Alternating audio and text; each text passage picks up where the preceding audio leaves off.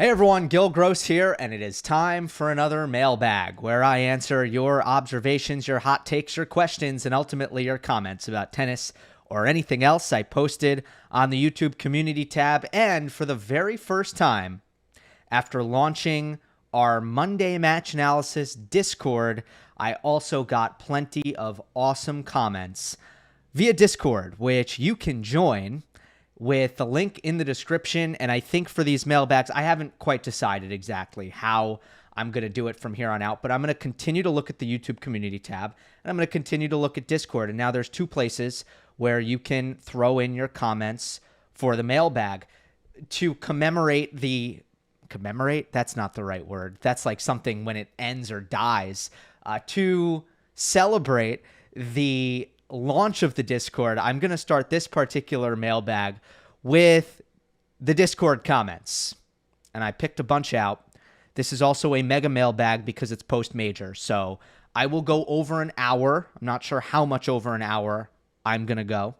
But I plan on answering a ton of comments. A ton. Okay. Let's get into it. Let's start with SportsFan123. Hi, Gil. Would you describe Alcaraz as more of a big tournament player than any of his peers? I understand Sinner has climbed swiftly to the top of the rankings recently, and others like Rune have had success from time to time. But it seems that the main attribute that Alcaraz has, which the others are yet to develop, is that he is nearly unbeatable in the early rounds of slams, regardless of the surface, his form, or his injury concerns. How would you explain this dominance to that like Rune and even Sinner? Example at RG 2023 had Ben/are lacking. How would you describe his dominance in big finals, given that he is now 8-1 with his only loss being the Cincinnati Epic against Djokovic? Do you draw that down to physical and tactical prowess or sheer mental willpower? Same with his 11-1 5-set record. How would you say his peers need to improve to reach his dominance in these phases of the game? All right, great comment. So, first of all, when comparing Alcaraz to Sinner and Rune, I think just general and overall level needs to be taken into account, especially when you look at a stat like, well, what is someone's record in finals? And same for any stat that shows clutchness, right? Breakpoint conversion percentage, breakpoint save percentage. And it's important to separate, do we have clutchness here or do we just have all-around excellence here? So when you're comparing Alcaraz and Sinner, for example, I feel that Sinner has, for most of Alcaraz's career, or ever since the start of 2022, Sinner has lagged behind Alcaraz as a player, as a whole. So for me, Jannik has come into only 2 majors in his career as a serious top title contender. Australian Open, start of this year, he won it. And this year, Roland Garros lost in the semis to Alcaraz. So for me, that is Sinner's sample size as far as how has he performed as a top title contender. Alcaraz's sample size is a whole lot larger than that. And what you point out here, which is absolutely correct, is that Alcaraz has been awesome throughout this period in time where he's been a top title contender at every major he enters, regardless of surface. He has really never been upset. Again, the worst loss since becoming a top 10 player, the worst loss he has ever taken at a slam by ranking is against Jannik Sinner at Wimbledon. And I think Sinner was either the 12 seed or the 13 seed that year. But as we know, I mean, that's not a bad loss. So it really hasn't happened for Alcaraz. Bad loss in slams, it hasn't happened. When you show me the Altmaier loss for Sinner last year, totally, absolutely that was a bad loss. But was he as good a player as Alcaraz at that time? He wasn't. And I think that needs to be taken into account. As for Holger Rune, has he ever been as good as Alcaraz? No. So why should his record in big finals be as good as Alcaraz's record in big finals if Holger, doesn't matter, big, small, first round, second round, third round, quarterfinal, semifinal, final, he's just not as good a player. So there's always this thing with clutch stats. And I think in basketball discourse, it's also been kind of a big talking point where we think of the most clutch players in the world, LeBron, Michael Jordan, Kobe, right? And it's like, wait a second. Let's think about this. Aren't they just the best players? So I think when it comes to like big match player, there are very few players who I would really coronate that title with. And it's a player who overperforms in big matches. It's a player who tends to do better than what they normally do in big matches. And that's certainly true for Alcaraz. So he has been a great big match player.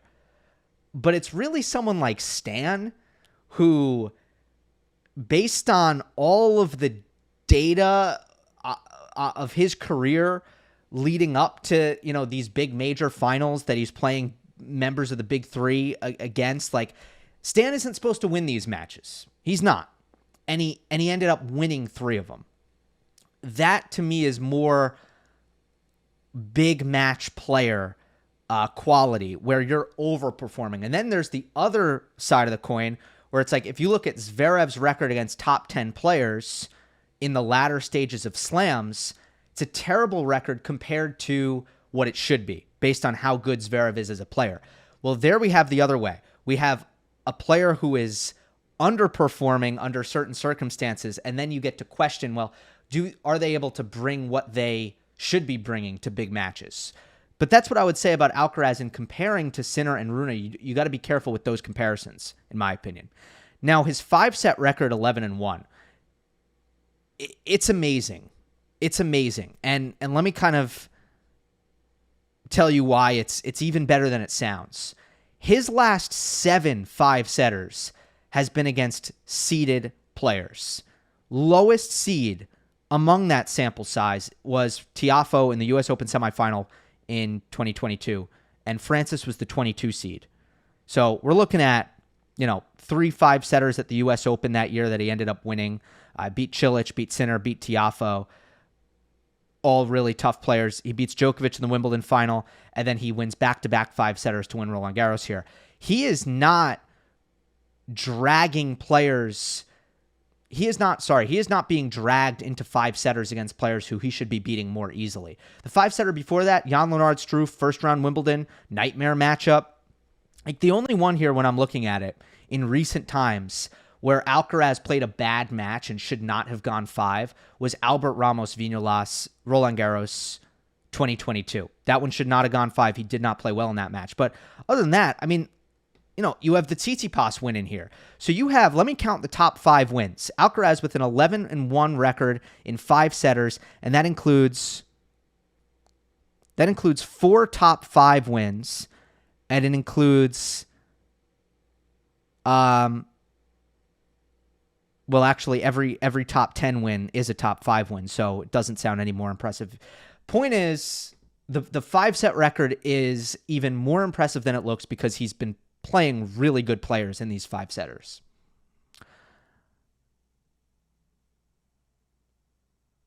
Physical, so I guess, I don't know if I've sufficiently answered the questions of why, but the biggest answer for why he's so good in these situations is because he's just an incredible player. And, physically, his issues and his challenges haven't really manifested themselves all that often. And yes, there have been high-profile instances in which Alcaraz is broken down physically or due to fatigue. But like we saw in the Sinner match, he clearly made corrections from 1 year ago where he's taking measures to make sure that he has enough physically with the pickle juice, with the constant ice towels. So he's learned from the physical issues. He's improved there. Mental willpower, he's brave. He is really, really brave. And as soon as he first came up and he was hitting drop shots on down break point, set point, tie breaks, it was like, whoa, this guy hits drop shots in huge spots and he backs himself and he does it with confidence. And most players get more passive when they get tight. They don't go after it as much. Therefore, they become more attackable. They become easier to control. And Alcaraz takes that opportunity and says, okay, if you are going to give me opportunity to dictate the outcomes here, I will gladly take that opportunity. So that's also a part of Alcaraz's clutch play. But I'm going to leave it at that. I think I gave you a couple things to think about there. Let's go to the next one. And it's another Alcaraz question. In honesty, some of this has to do with alphabetical aspects, which is why Alcaraz comes in at the top. Okay, this one is from Atish. Is Alcaraz's constant cramping in the French Open, which happened last year, something to worry about in warm conditions in other Grand Slams? It seems to happen as early as the second set. When Alcaraz meets his match, who is fit as well, this spells trouble. Have there been any instances in the past where players have had nerve-related cramps? If so, did it get better with experience? I remember Nole's frequent cramping early on in his career due to diet-related issues. I would also point out that I haven't seen Holger Rune cramp in a while. It was a major issue for him a couple years ago. So that's an example for you. Something that Alcaraz has to manage, but what tennis players don't have something that they have to manage? For some, it's a technical weakness. For some, it is some mental pitfalls. And for Alcaraz, he seems very cramp prone.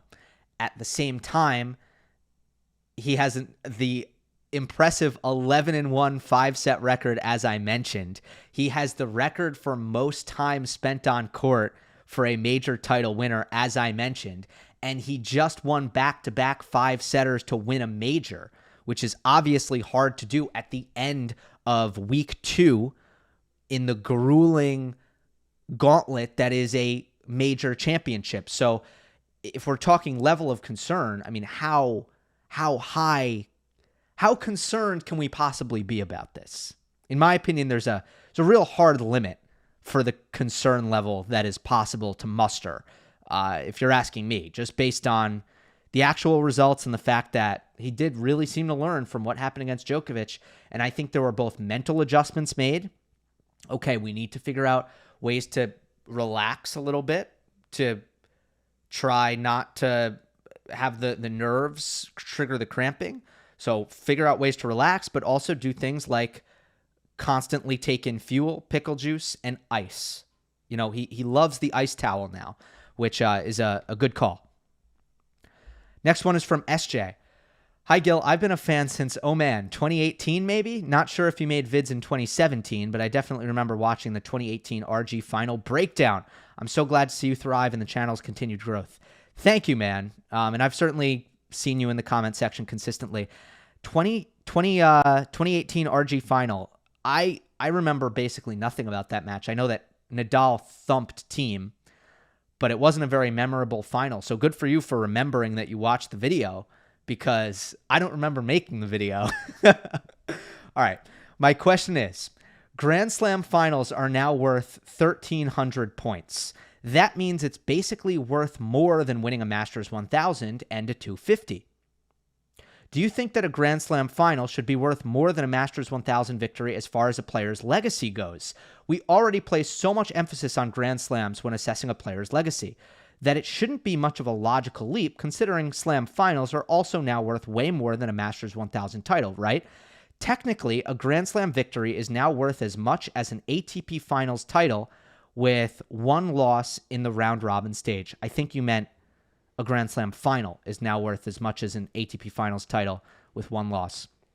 I think this would affect how we look at the legacies of guys like Ruud, Thiem, and Medvedev. Yeah, I mean, interesting question to pose. I agree with how the points are set up here. I think a major final is worth more than a Masters 1000 title. At least in my mind, it is. I think it's the next sentence. When you're assessing the very best and their legacies in the sport, it's first, how many majors did you win? And everybody agrees on that. And then I think it's, were you number one? And I think that's a big deal. How many years did you end in the top 5 and stuff like that? Did you, like, the ranking stuff? But after that, like after the did you win a major, if the answer is no, if the answer is you didn't win a major, I then go to How many finals did you make? Or did you make a major final? Did you put yourself in position to win a major? Did you get into those matches? There is nothing more weighty historically than these major finals. They are the matches that end up being etched in history. Yes, you want to win them, but if you can become a character in that story, if you are a part of those matches, you've put yourself in there, that means a lot to me. And I go to, if you've never won a major, I am quicker to go to, have you made finals? And then I might go to titles, big titles, Masters 1000s, year-end championships. Like, then I kind of go there. This is certainly subjective. I don't know. People might disagree, but yeah, I mean, there are 10 Masters 1000s every year. And for me, it means a little bit more if you make a major final than if you win one of those Masters. Yeah. I think it says more about a player's legacy. I think it's more historically significant. So I'm in line with the point distributions there. Next one from ManQ. I've had this question for a while, and I already purchased the book and started reading it, but I might as well shoot for it here. Hi, Gill. I wanted to ask you about The Inner Game of Tennis by W. Timothy Galloway. This book has gained tons of notoriety, not only in tennis, but in many other major sports, even including esports. Wow, I didn't know that. I wanted to get your thoughts on what this book provides that enables it to resonate with such a diverse audience. Love your content and analysis. Keep up the great work. All right, I'm glad you asked about Inner Game. I have, I'm not quite done. I'm basically finished. I just haven't polished it off quite yet. But yeah, I've enjoyed the book recently, and I can't say enough about it. But to answer your question, so why has it resonated with such a diverse audience? Because a lot of the principles in the book are not tennis specific. It's about getting your head into a place where you can perform optimally, mostly physically, but it's about the mental game. And there's little difference. Now, tennis, the mental game is so much more important. You don't have certain support systems. I think just for some reason, the way tennis is, you're more susceptible to losses in confidence. You're more susceptible to nerves and all of these things that get in the way of optimal performance. But Inner Game, it doesn't matter what sport you're playing, you can take lessons from Inner Game and apply them. So one example, and this is a good kind of microcosm into some of the stuff that Inner Game will teach you. So obviously part of getting your head in a place to optimally perform is focus. And that's a concept that everybody can understand. Everybody knows what it means to focus versus what it means to not focus. So it's easy to say, okay, let's focus, but how do you train focus? And how do you get better at it when you're playing tennis matches, for example? And there are actual strategies in Inner Game, and everything is simple. It's such a simple book. I can't stress that enough. There is nothing complicated in this book. And sometimes the best advice is really, really simple stuff. And I think there's a ton of that in Inner Game. Okay, so what are ways you can focus when you're playing tennis? Well, one way is to focus on the seam of the ball. You keep the thought in your mind that I'm trying to look at the seams of the tennis ball. Or let's say you're playing with Wilson US Open tennis ball. Say I'm trying to, I don't know if this is as good to try to read the ball, but the point is, if you actually intentionally focus on the ball, that's a way to make sure that your mind doesn't drift. But it is taxing. You can get a little bit tired, and it's hard to do. You can't do that for 3 hours. You know, you're going to drive yourself nuts. Okay, there are other ways, though. If you count in your head, you go 1, 2. 1 is when the ball bounces. 2 is when you hit it. And you just get that rhythm in your head, and you don't say it out loud unless you want to say it out loud. It's just a little bit weird. But you can say it in your head. 1, 2. So the ball bounces. That's 1. You swing through. You hit the ball, and at contact, you say 2. Just focusing on the rhythm of the rally is a way to make sure that you are focusing, that you're locked in. Third strategy, and this is maybe my favorite, focus on the sound the ball makes when it hits your strings. So we talk a lot about hitting the ball clean. And hitting the ball clean is kind of a fancy way to say find the center of your strings, right? And it's such a fundamental aspect to hitting a tennis ball well. Find the center of your strings. Well, we all know what it sounds like when the ball hits the center of the strings versus when it doesn't. It makes a distinctly different sound. We also know when it sounds like when we hit the ball flat versus when we hit the ball with a lot of spin. It literally makes a different noise when we hit the ball. Well, if you focus on the sound, you are likely to notice when you make it sound really good or you make it sound how you want to sound, and then subconsciously you look to recreate that sound. And that's a really good thing to focus on that kind of allows you to free up, and it's relaxed concentration. And that's something that Mr. Timothy Galloway, it's a term that he uses all the time. You need to achieve relaxed concentration because a lot of the rest of the book is about how to feel relaxed when you're playing, relaxed enough to perform, because when you tense up, you cannot execute your best tennis. You just can't. Your muscles can't be tight. When you're gripping the racket too tight, when your face muscles get really tight, when your shoulder, we get that. So that's one example, right? Like how to focus. Now, all of those things, do you think that you can apply those to other sports, even though they're tennis-specific examples? You can definitely design those focus exercises to other sports. Any sport that has rhythm, any sport that involves watching the ball, any sport that has some sort of auditory feedback. It's just one example. It's a great book. All right, next is from Scuba Steve. Hey, Gill, have you ever thought of doing any live streams on playback during matches? Would love to get your insights while matches are underway. Thanks for all your work and setting up this channel. Well, playback is a really interesting new technology where you can plug in your TV provider. So let's say you get Tennis Channel through an outlet like YouTube TV, and you can actually have the actual match being played while there's an outside commentator, which is something I did for Wimbledon last year.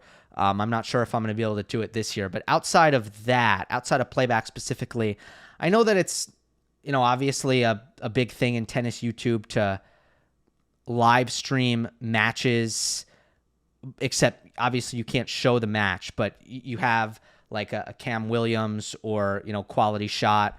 And there are some others who do kind of the live, like radio style commentary. It's just not my cup of tea. I'm never really going to do that. I'm not into it. First of all, I feel that, and no shade to anybody who enjoys it, and obviously no shade to anybody who does it. It's just not really for me.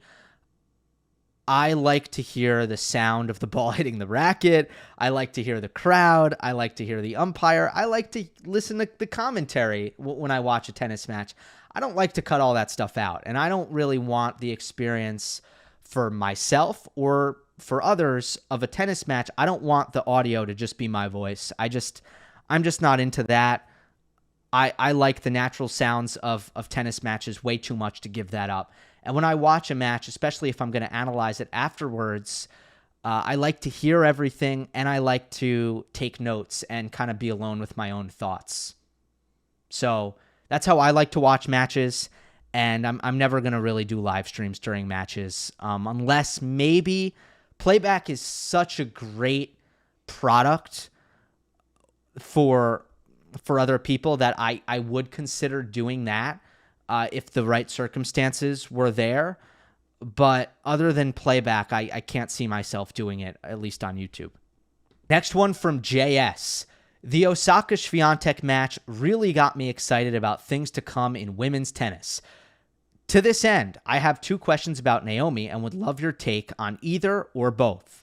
First, grass court adjustments. Naomi's adjustment to clay this season was quite remarkable. What will the necessary grass court adjustments entail, both in terms of movement and tactical adjustments?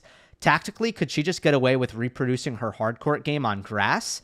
Maybe we'll even have a new data point on grass by the time you get to this question, which would be in Den Bosch, Hertogenbosch. Second, I'd like to get your take on the Serena parallels. Seeing Naomi hit huge service winners in tight spots as well as a few sharply angled backhand cross-court winners really reminded me of Serena. Could you do a breakdown of how their games are similar and where they differ? To my eye, despite Serena commonly being associated with overwhelming power, she was more of a complete player who relied on variety more than Naomi typically does. Osaka to Grass. I don't think there's much of a tactical adjustment for Naomi Osaka no matter what surface she's playing on. I think the adjustments are far more technical and mental, honestly. But tactically, she's going to attack anything there is to attack. She's not really going to. She doesn't have that many options to explore in terms of return position, her height of shot, her speed of shot, and all of that. She's kind of going to copy paste her same game across all three surfaces, which is okay and can be effective nowadays. She hasn't played Wimbledon since 2019. So, and the results, they haven't been very good. She's never passed the third round at Wimbledon.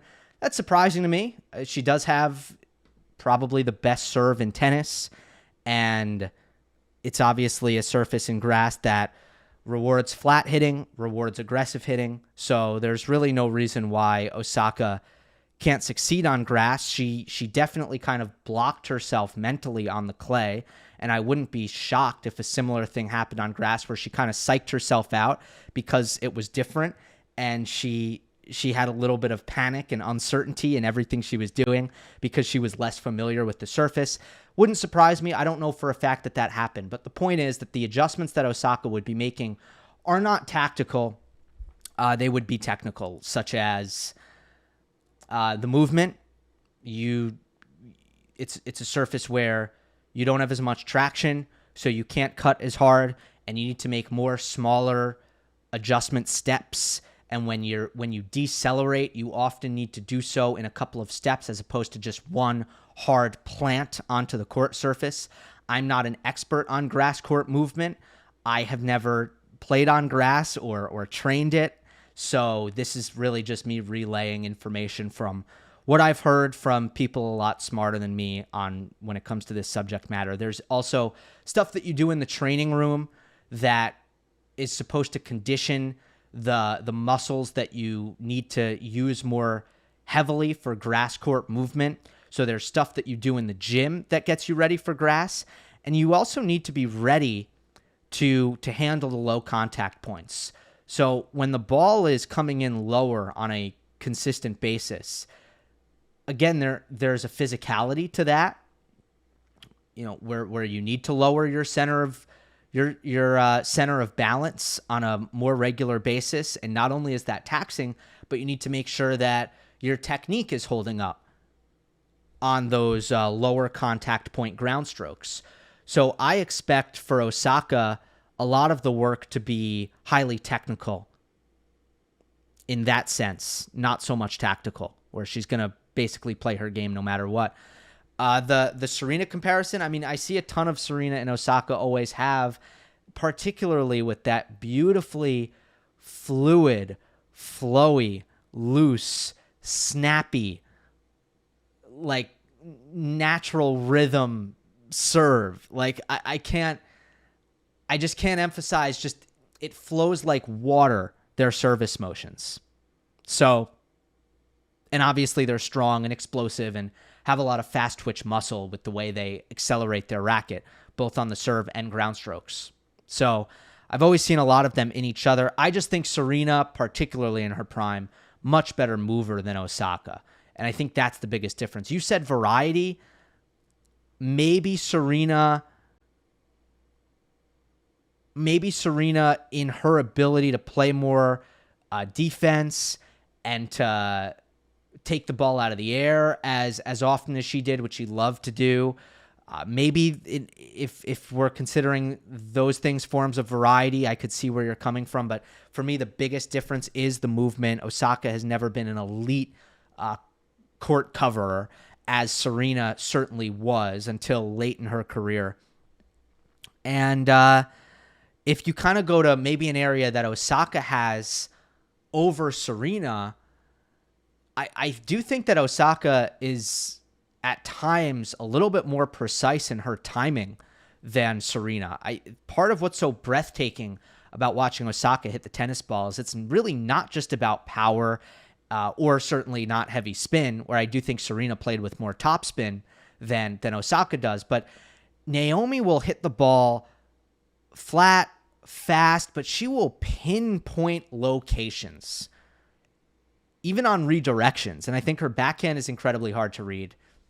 And she'll just put the ball on a dime, meaning she puts the ball in the corners with, at her kind of 90% pace risk profile in a way that I don't know that Serena was as comfortable doing that. I think Serena did rely a little bit more on her power going into bigger targets, and she was more likely to play power into big targets and maybe hit 3 or 4 shots to finish, versus Osaka, who oftentimes will just pick a corner and play really close to the lines with high level pace. Next one is from Nay. Hi, Gil. Where do you think Holger Rune goes from here? It's been a year and a half since his Paris 2022 win. Despite having an amazing 2023 clay season, even though he had no Masters wins, he hasn't quite been able to string together anything impressive from a former top 10 player. He just turned 21, so it's quite possible that it's just getting out of that honeymoon season and it's starting to climb the rankings normally. But I find it quite worrying for his confidence and player development. There are a lot of different directions I can go with this, and I continue to feel like Rune is a difficult player to figure out, and it's a difficult code to crack. He's got a lot of options. I think a couple of things looked better during Roland Garros. I thought mentally he was a little bit more even, level throughout his matches when it comes to his intensity.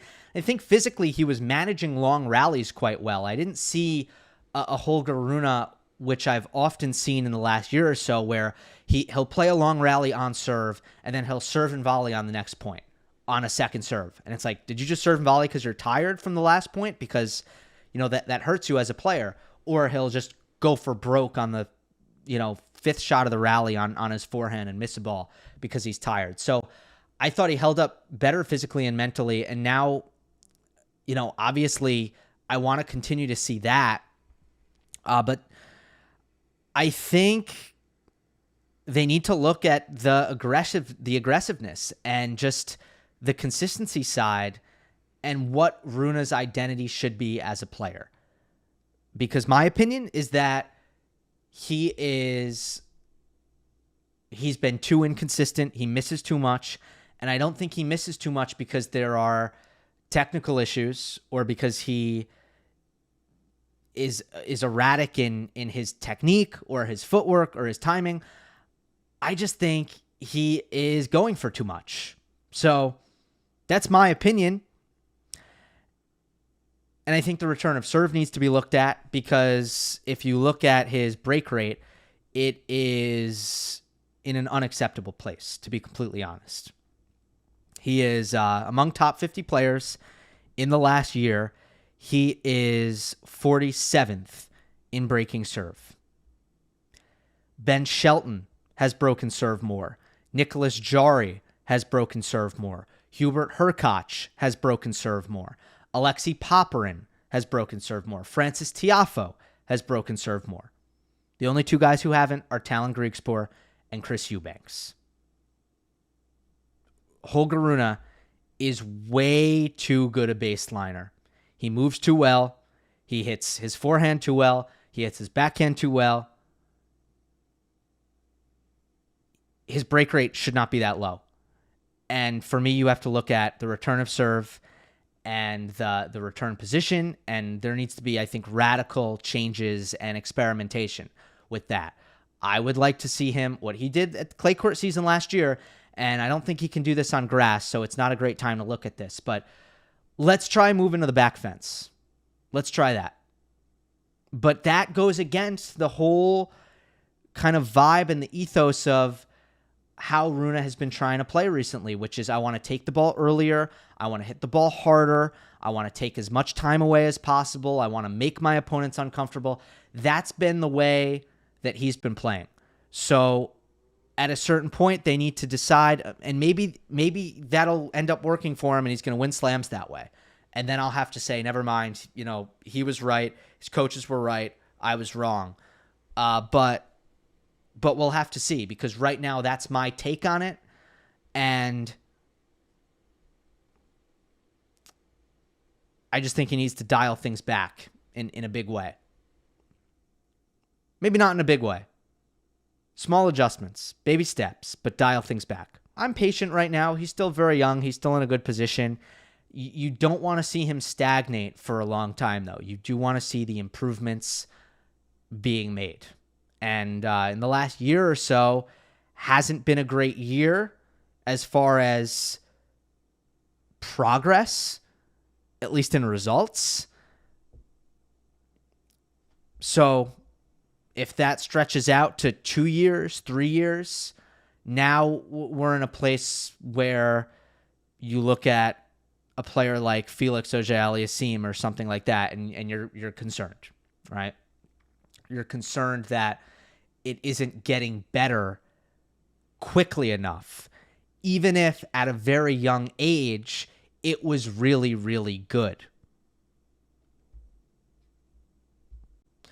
Next one from Ngala. Mailbag question, will the serve and volley come back to prime time? Why don't more players train coming to net? I heard a stat from a reputable tennis player saying 69% points at net end in favor of the volleyer. If I were Zverev, I'd spend a year of my career coming to net 50% of the time. Why am I wrong? Well, there is a correlation between net rush frequency and net rush success rate.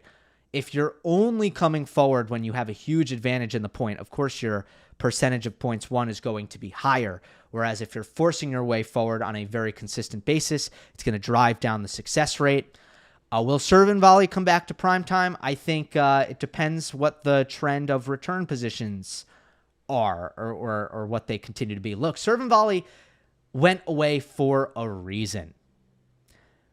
With polyester strings and how easy it is to dip the ball below the level of the net and find angles that were previously impossible and to do damage from very, very, very deep in the court. Serve and volley went away for good reason. But the more there is a point of no return when it comes to return position where, okay, now we're so far back that serve and volley makes a lot of sense again. And we've seen that with specific matchups like Daniil Medvedev, where players, he's been an extremely tough puzzle to solve for certain players, to the point where it's like, okay, we have to do something here. We have to try something because he's so good at getting returns in play and winning baseline rallies. We're going to serve and volley him. We're going to pull him out wide. He's going to be so far off the court that first volley is going to be really, really easy. And that's the idea. And we've seen Kyrgios, Tsitsipas, Djokovic, Alcaraz. They've all done it to Daniil Medvedev with great success. So will the deep return trend that we saw from Rafa Nadal very early on, Dominic Thiem very early on, Daniil Medvedev now using it, Carlos Alcaraz using it on clay, are we going to see that continue to proliferate more and more and more and more? Because if that's going to be the trend, then we're going to see serve and volley more and more and more. And I already think I see it more now than I did in 2018. Next one from Gacciato.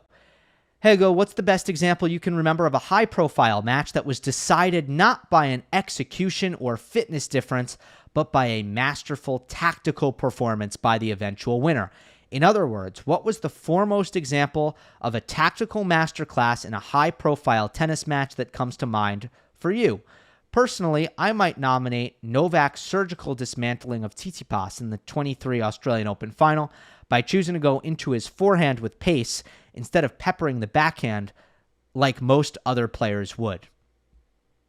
Yeah, good shout out. Good shout out there from Novak. Certainly, I think he has been almost a an example of how to attack a weakness by opening up space to that weakness. But you need to have the confidence in your defense and your pace absorption and your depth of shot, where you know that you can go into the strength without getting hurt. Djokovic is able to execute that tactic because he knows he can go into the strength without getting hurt, and that's because his skill set allows him to do that. This is the case with any tactic. You need the skills to pay the bills. To go along with any tactic, it's going to be a skill set thing. Like what I was just talking about with serve and volleying Daniil Medvedev. All the players I just mentioned are great at net. They have great volleys. So you need that. Otherwise, you can serve and volley Medvedev because it's the right tactic, but if you don't have good volleys, it's not going to work. You got to volley well still. All right, so what comes to mind? One that I really liked was Nadal versus Del Potro. I think it was, and I'm not great with years, I think it was 2018 Wimbledon. Nadal, Del Potro, Wimbledon 2018. Yeah, that was it. So the reason I really liked this one as far as tactics go is because Nadal won the first set, Del Potro won the next two sets. Rafa actually decided or realized that he was getting outplayed from the baseline badly. And the one area where he might get relief is that this was left wrist surgery Del Potro, so he was chipping his backhand. Very difficult to attack a great slice backhand on grass, where the slice is most effective. But there was one thing that Rafa could do to take advantage of that weaker backhand, and ultimately he was extremely committed to this, which is we're just going to get it to Del Potro's backhand and come forward. We are going to make Del Potro hit backhand passing shots. And he's not going to be able to do it because that drive backhand isn't quite good enough to do it. But for one of the best baseliners of all time in Rafa Nadal, someone who came up as a defensive, counterpunching, clay court speedster, to get to the point at Wimbledon 2018 where he's playing someone and he's like, wow, this is way too good from the back of the court. I'm going to lose if I stay back. I'm going to just get in on someone's backhand and basically net rush. For Nadal to do that and for him to win a 5-setter against Del Potro, highly entertaining match.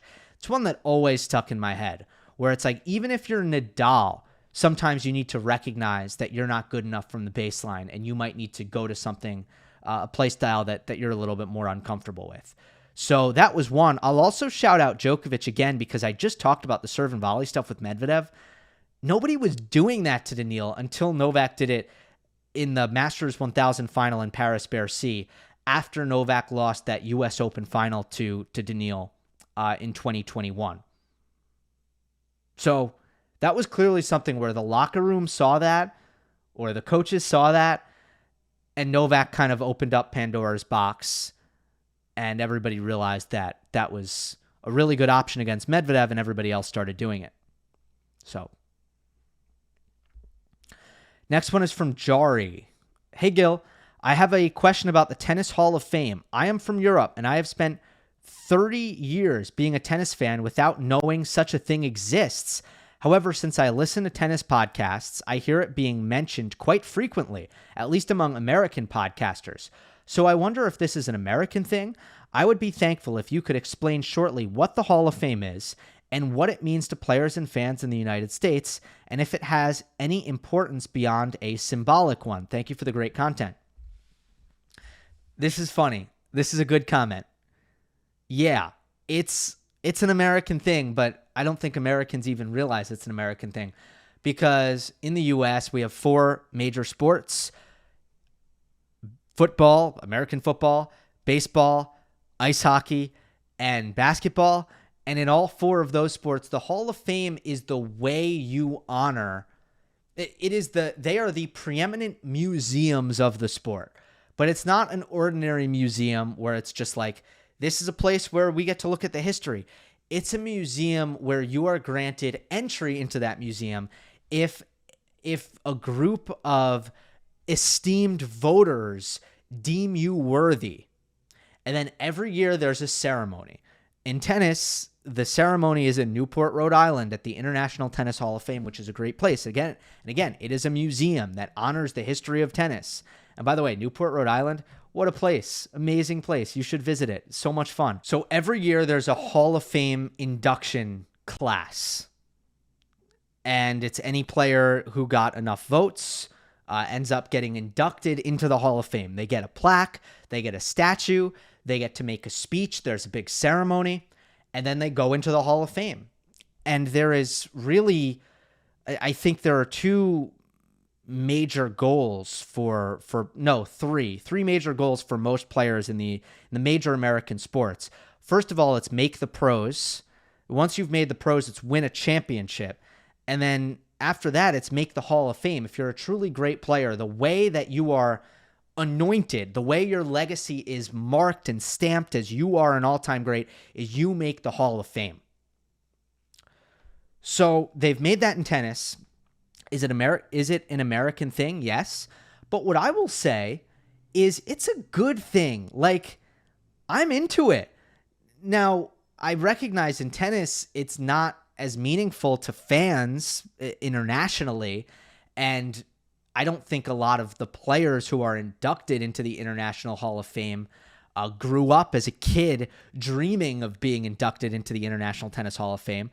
But nonetheless, like, I am glad it exists in tennis just because I do think that it is something that America, the United States, and its four major sports, it's actually something that they got right. Like, it's a good thing. It's a fun thing. It's so nice to honor the greats of the game and to kind of have this exclusive class of players that are honored as Hall of Famers. So I love it. I think it's great. And in tennis, it's pretty straightforward.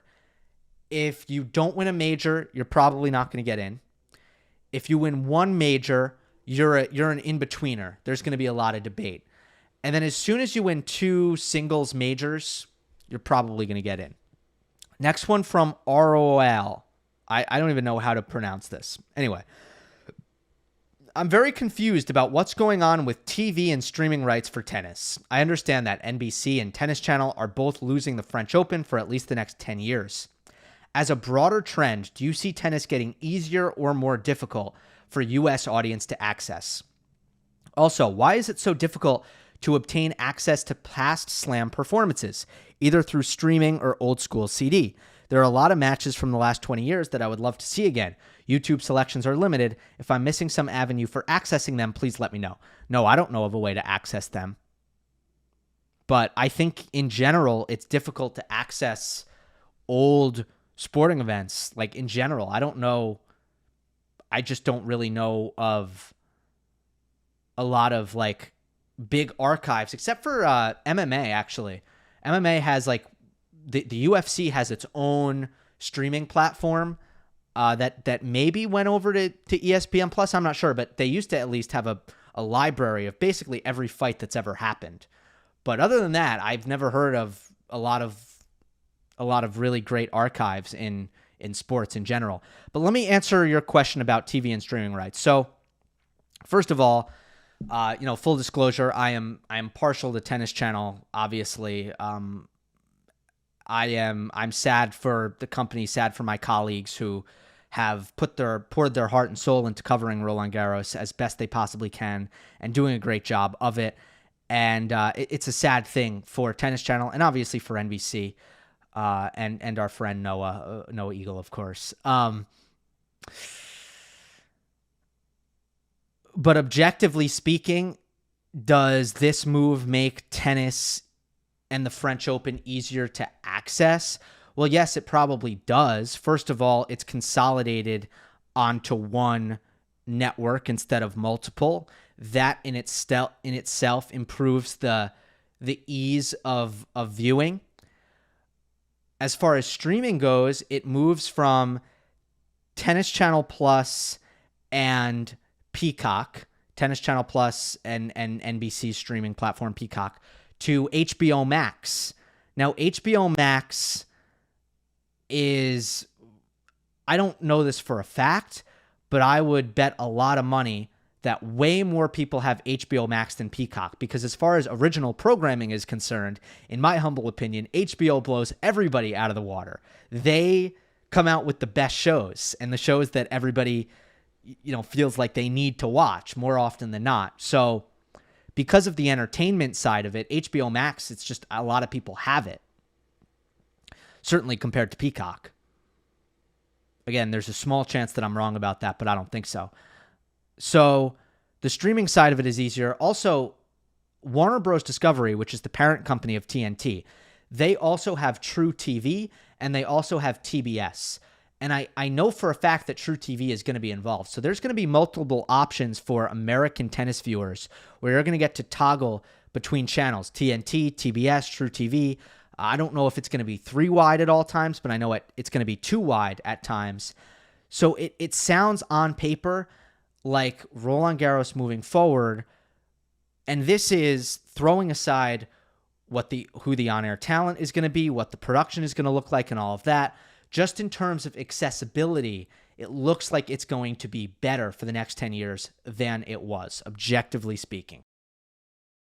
Now, it's not all good news, because although Roland Garros has become more accessible by way of the TNT deal, I think overall, for the tennis fan who wants to watch tennis year-round, it is now even more expensive to do so. You have to have Tennis Channel Plus, because that's where all the tennis outside of the 4 majors lives year-round. You have to have ESPN Plus, because that is where you stream the Australian Open, Wimbledon, and the US Open. Now you have to have HBO Max to watch Paris. It used to be that you didn't need HBO Max. It had nothing to do with tennis. And Tennis Channel Plus could kind of kill 2 birds with 1 stone for you, because not only did it have all of the Masters and the 500s and the 250s, it also had Roland Garros. So this is a trend within all of sports, but it's only becoming more and more expensive to be a fan. Unfortunately, this has been an unintentional byproduct of the streaming era. All right, from $2 grillion. I'm watching this episode of 3, the podcast, and enjoying the discussion about the human usage of groupings of 3 in relation to the big 3 in women's tennis. There are so many of these groupings in tennis, not just under the big 3 label. 2 that immediately come to mind are the 2000s Next Gen, Sinner, Alcaraz, Rune, and the original Next Gen, Medvedev, Zverev, Tsitsipas. And I'm sure there are many more current and historical instances. You guys basically debunked the idea that there's a big 3 in women's tennis right now, Swiatek, Sabalenka, and Rybakina, which leads me to question, for some of the other current and past groupings of 3 in tennis, which ones actually make sense and which ones don't. All right, so let me just get you up to speed on this when it comes to what we were talking about. We were discussing the obsession to create a big 3 all the time. And in women's tennis right now, the players have said it, like including Sabalenka. Prominent media has said it. And of course, fans, like, oh, there's a big 3. It's Swiatek, Sabalenka, Rybakina. So the reason why right off the bat that makes no sense is because by no objective metric has Rybakina separated herself from Coco Gauff. Like, Coco Gauff and Rybakina, and you can argue that Elena's been a little bit better. You can argue that Coco's been a little bit better. I'm not here to split hairs here. That's not the point of what grouping is. The point is that we're painting in broad brush strokes and putting players into kind of larger categories. But you cannot put Rybakina in a category that doesn't include Coco, or vice versa. So because of that, there is 100% and unequivocally no big 3 in women's tennis. You could say there's a big 4, and you could also say there's a big 1. But you cannot say 3. 3 is just wrong. Now, your question is, are there other examples where the 3 is good? Is it apt? So first of all, you have Sinner, Alcaraz, Rune. Is that a threesome? I would say right now, no. I don't think Rune is in the same category as Alcaraz and Sinner, so I would pretty much reject that one. But in the long run, over the course of time, as this plays out, maybe it can be. I hope it is, but right now it's not. Medvedev, Zverev, Tsitsipas.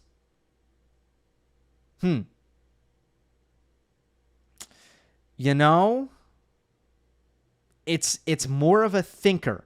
I don't think it's a clean 3. I think it's close, but I don't think it's a clean 3 because I think Medvedev is probably pushing it in terms of his status as someone who should be separated from that group because he's a little too good. And then I think if you're looking at excluding Rublev and putting Tsitsipas in there, I think that also has its issues. Yeah. So I'm not too into that. From PNC 94. Why doesn't the media or analysts ever bring up the fact that Zverev is a type 1 diabetic? It would help shed light on how much more difficult it is for Zverev with this terrible illness. It's already a miracle that he is such a high-level athlete as a type 1. On his best days, he's probably still at 70 to 80% of the normal body's capacity. I'm so glad somebody commented this. First of all, I don't agree with the first sentence. Like, I watched so much Zverev throughout Roland Garros, and I think a lot of it was because he kept finding himself in these very, highly competitive matches where I was tuned in to see, what's going on here? Like, Zverev is actually getting pushed. He might lose. And that always kind of gets me to certainly tune in and lock in. But, like, if Zverev played, let me just say I watched 5 Zverev matches out of the 7 that he played at Roland Garros, I think it got brought up by the commentators for me 4 times, like 4 out of the 5. At some point, I think Jim Courier and Brett Haber on Tennis Channel mentioned it. I know Mary Carrillo and Noah Eagle brought it up on NBC, I think in both the semis and the final. So, like, everyone's like, why is nobody talking about this? It's like, it's on it is there. Everybody knows about it. It's one of those things where people say nobody's talking about this, and I don't understand because I hear people talking about it. Okay. So with that out of the way, why isn't it a part of our general discussion about Alexander Zverev as a player? I'll tell you exactly why it's not a part of our general discussion about Zverev as a player. Because his endurance, by any standards, I'm not saying for a type 1 diabetic, he has great endurance. No, for a elite professional tennis player, he has exceptional endurance. He has an impeccable record in 5-set matches. He has shown an extraordinary ability to recover from long physical matches and play his best on the, in his next match. His endurance is incredible. It's so good. So it's very impressive that a type 1 diabetic such as Zverev, and I don't know anything about the medical specifics of, what that all entails, but it would seem to be very impressive that Zverev is able to have such incredible endurance as a type 1 diabetic. But what I won't do is, basically, whenever Zverev loses a long 5-setter, be like, well, let's remember that he's a type 1 diabetic and that might be why he lost. Because if he had an endurance problem, that would be one thing. And we would have to have a conversation of maybe Zverev's endurance problem is a result of his medical condition. That would be a real conversation that would have to be had. But we can't just bring up type 1 diabetes whenever Zverev loses a match in 5, but then not talk about it whenever he wins a match in 5. That doesn't make any sense. You have to be consistent. So the reason why I haven't talked more about the diabetes in doing post-match analysis, whereas if I were calling a match and he were to kind of, and if he were to inject insulin during the match, that's where at that point I would explain, as the broadcast that I mentioned earlier did. That's where you explain Zverev is a type 1 diabetic.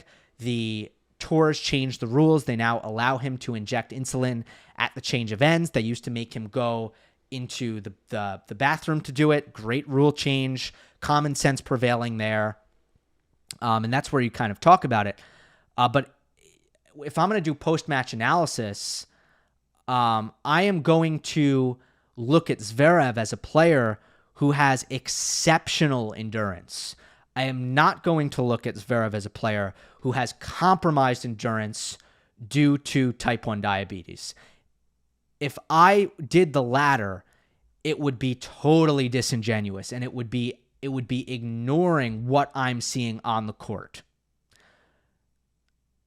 I can't ignore what I'm seeing on the court. A guy who has dynamite endurance.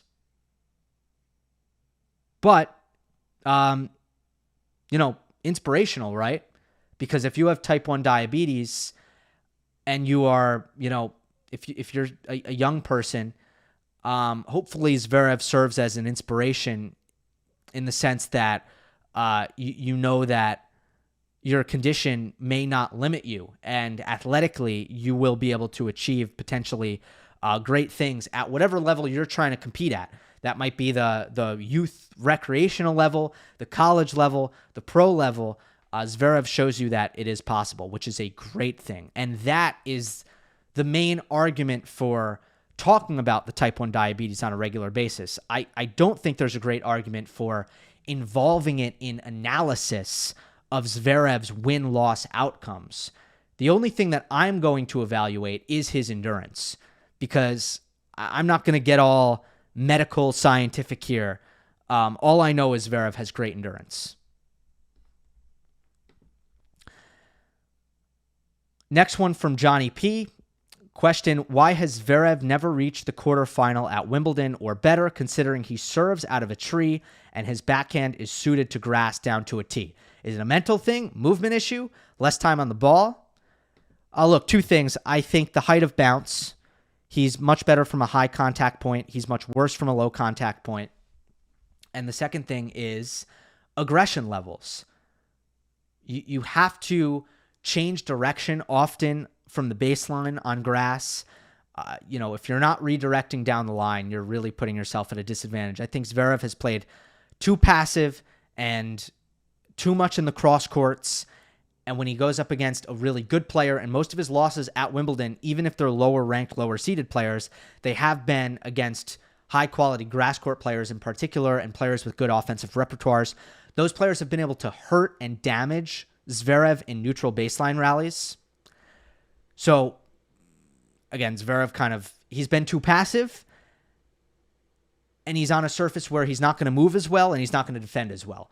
So becoming really passive when your defense and your court coverage is diminished, that's going to be a deadly combination, and that's why Zverev hasn't played well on the grass. Okay, last one from Discord, from Duat44. At this point, what do you consider Alcaraz's best surface? In the past, I was steadfast in my belief that clay was it, given his plethora of options to finish points in slow conditions, while other players struggle to end interminable rallies. But his best run on grass last year, especially in hindsight, is truly remarkable. Novak, Medvedev, Rune, Berrettini, Jarry, de Minaur, Korda, Grigor, Lehechka are likely 9 of the top 20 to 25 top players on grass. And I'm starting to think that his frequent dips in level hurt him enough on clay that his relentless aggression and creativity works best on grass. My new position is that when he's at his absolute best, he's unplayable on clay in a way he isn't on other surfaces. But I don't necessarily think that his B, C, D games are as well suited for clay as grass or slow hard court? Look, I'm not sure, and sometimes I have to be willing to say that. Like, I don't know. It's a great question. What is Alcaraz's best surface? What I would point out is the grass sample size is it's almost comically small. It is absolutely minuscule. And I just want to see more. I want to see things play out so that I can, continue to try to figure that out. But I think your take is a very interesting take and a good, well thought out position, that because Alcaraz needs to play so many extra balls on clay, if you think about like the first set against Sinner in the semifinal, for example, Jannik was able to make a lot of extra balls with his defense and his movement, and Alcaraz just couldn't stay solid on his forehand. It couldn't time the ball repeatedly, and was basically losing on unforced errors. And we saw those kind of ups and downs on his forehand really come to the surface in the semifinal and the final. And when his forehand was at its worst, that's when he was losing, which is typical for Alcaraz on all surfaces. But yeah, I think the idea that clay might be his best surface when he's at his best, but the fact that clay maybe punishes his inconsistency more than other surfaces punish his inconsistency, I think that's an interesting take. But I just want to see more in trying to answer this question of what is Alcaraz's best surface, because at this point, I think it's truly hard to say. That's it for the Discord comments. I'm going to go over to YouTube now. And full disclosure, because for some reason I like to be upfront about these things, I had to record this mailbag in 2 parts because I had to go play tennis. So I'm now back from tennis, and I won my set 6-3. And I normally don't talk about this, but I want to, because I kid you not, and it sounds too good to be true. It sounds like I'm BSing you guys, but I kind of implemented a combination of Djokovic against Tsitsipas in the 2023 Australian Open final and Nadal over Del Potro at Wimbledon 2018 in the quarterfinal. I kind of did a little combo package. So hear me out. I was playing someone who has a really great forehand. He's really fast. He doesn't make a lot of unforced errors. His weakness is his second serve, but also his backhand. His backhand either slices it or he just kind of bunts it very flat, doesn't hit his backhand with a lot of speed at all. But he doesn't miss it very often either. So essentially what my plan was against him, and I've played him many times and I've actually had a lot of trouble with him, is go to his forehand and open up space to the backhand and get him moving to his backhand and then come forward and make him hit passing shots on his backhand. But I knew that if I hit a good attacking ball to his backhand with some open court, he was going to probably float the passing shot. He wasn't going to be able to hit a good pass. And in the past, I've known this, like I've had this in my head, but again, it came down to execution. I had not been good on my approach shots against him in the past, and I had not been finishing at the net. I had been kind of blowing a lot of easier volleys against him in previous meetings. We haven't actually played a best-of-3 match, but in our practice sets. And today I volleyed really well. I finished. I didn't miss approach shots, and I didn't miss volleys. So I was able to get the win by going into his strength, opening up space on his weaker backhand, and then coming in on his backhand, as opposed to staying back and letting him kind of neutralize the point with his speed, because very fast, difficult to hit through. All right, let's go to the next comment, YouTube comment. It's from Ron Ravi. Let's talk about Alcaraz's serve. While obvious it's not among his best assets right now, I can't help but notice that in some of his biggest matches to date, he put some of his best serving displays. Ruud in the US Open Final 2022, Djokovic in the Wimbledon final last year, and set 4 and 5 against Sinner this year at RG. Do you think these performances are a preview of what his serve could become on a more permanent basis later on, or random peaks along the way that aren't sustainable in the long run? Well, that's an interesting one. It might be a shot that performs at its best when Alcaraz is on high alert and he feels like he needs to serve well, and therefore he focuses more on it. Because I do think a lot of it with Alcaraz, especially if you watch him as a young player, it was never a part of his tennis mentality to use the serve as a weapon. And then he had to slowly develop that. But it's not just developing the technique and the comfort in hitting the bigger slice serve and the bigger flat serve and hitting your locations. It's also the mindset of it all. And I think it's a true adjustment for players who hit a lot of kicking first serves and grow up on clay courts and beat everyone from the baseline. I think it's a big adjustment for those players to focus on the serving, mixing it up, hitting spots, and, looking to use it as a weapon. And maybe Alcaraz can sometimes be lulled to sleep sometimes and neglects the importance of the serve when he doesn't truly, truly need it. So that's theory one. Theory two is that considering how great the rest of his game is, it's no coincidence that in his biggest wins, he serves well.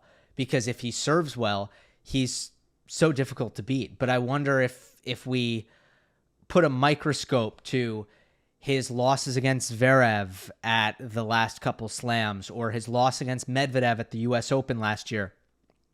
And to be completely honest, off the top of my head, the serving doesn't ring a lot of bells. So I'm not comfortable evaluating his serving in those performances, but maybe they wouldn't be as good. I would bet you they wouldn't be as good.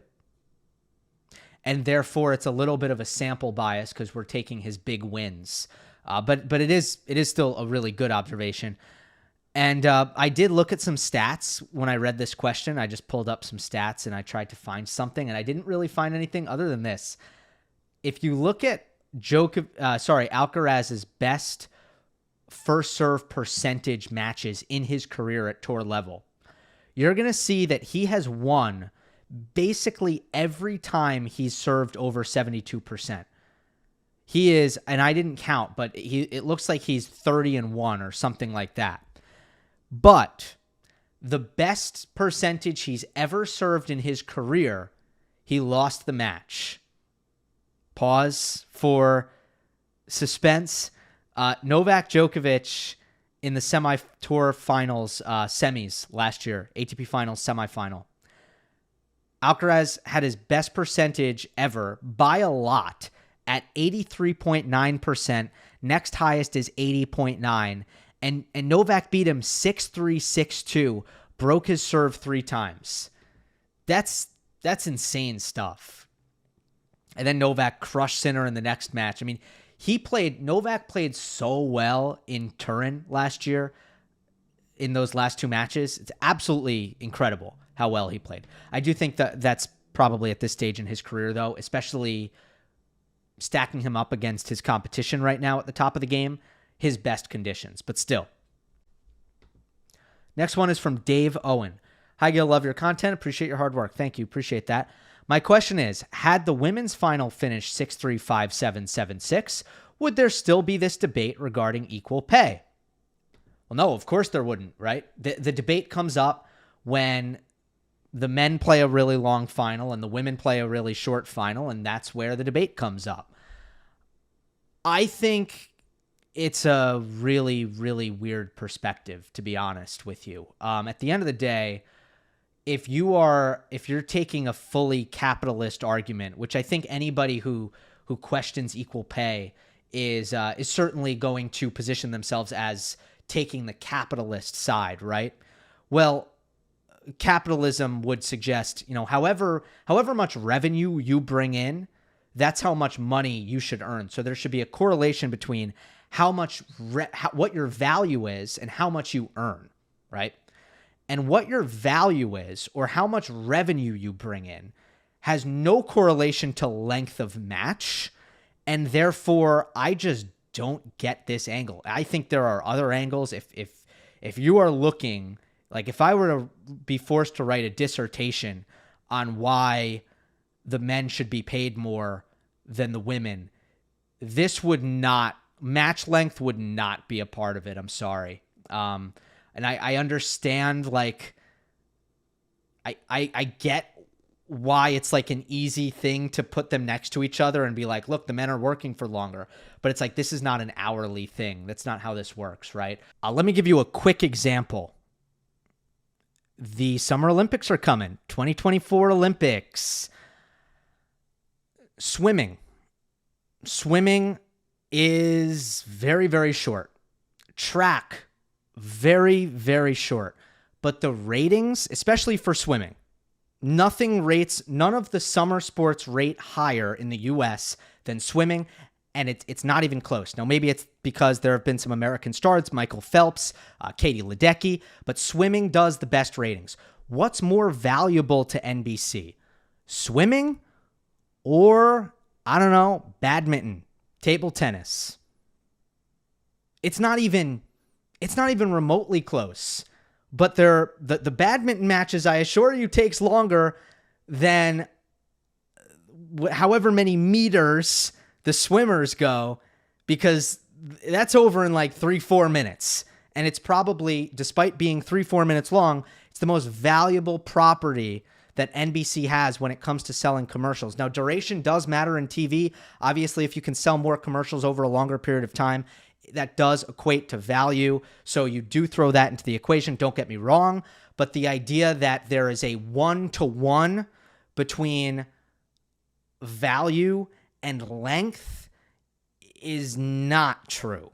It's not true. The reason why equal prize money, the reason why it would be difficult to even create, let's say, a fully capitalist system where the men earn what they bring in and the women earn what they bring in, is nobody has been able to propose, and I haven't even heard anybody get anywhere close to proposing a system that would accurately measure, given at slams you share media rights, you share sponsorship costs, like all of the things are bundled and packaged together, men and women.